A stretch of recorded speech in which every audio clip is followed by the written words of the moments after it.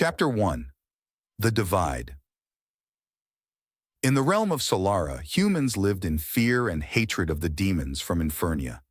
The kingdoms were separated by a vast, treacherous landscape, shrouded in mystery and danger. Lysander, a young soldier from Solara, found himself lost in the forbidden forests on the border of Infernia after a fierce battle. It was there that he met Azazel, a demon princess who saved him from certain death. Chapter 2. The Meeting. Lysander and Azazel were drawn to each other despite their differences. They spent days talking and getting to know each other, finding that they had much in common despite their upbringing and the ongoing war between their kingdoms. Their friendship quickly blossomed into love, but they knew that their union was forbidden. Chapter 3.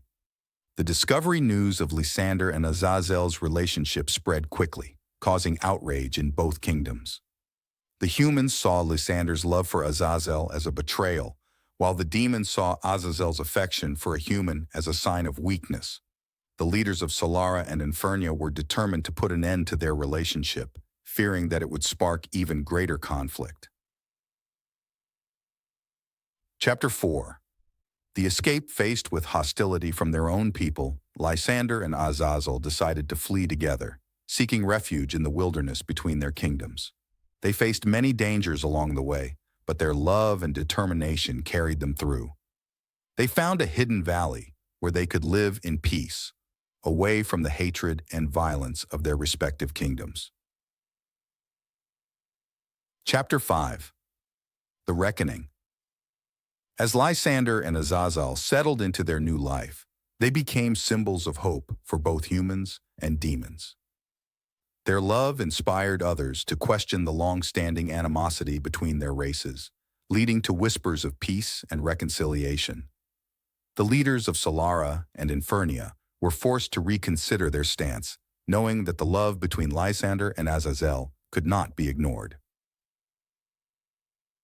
Chapter 6. The Union.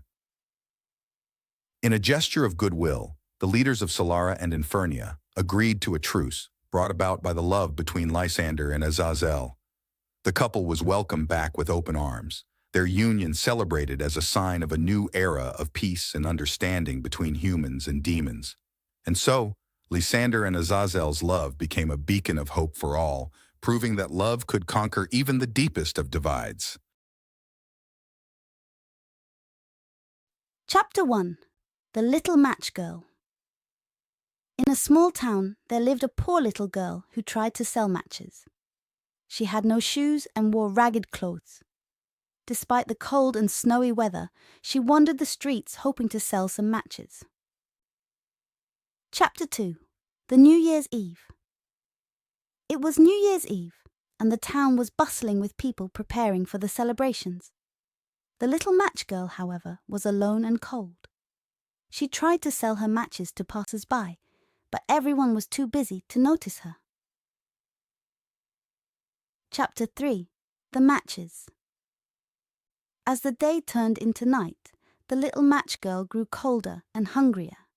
She was too scared to go home empty-handed, fearing her father's anger. Desperate to keep warm, she decided to light one of her matches. Chapter 4. The Warmth of the Matches. As the match lit up, the little match girl felt a warm glow around her.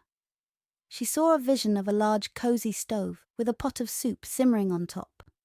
The warmth was comforting, but it faded as the match burned out. Chapter 5.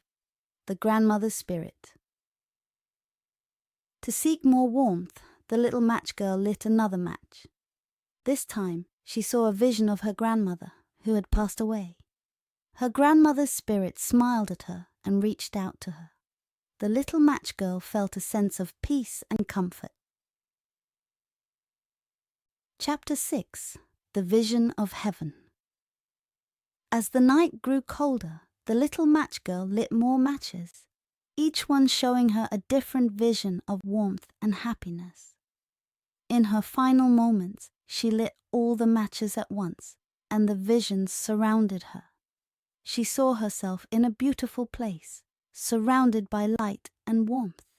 Her grandmother's spirit appeared again, this time to take her to heaven, where she would never be cold or hungry again.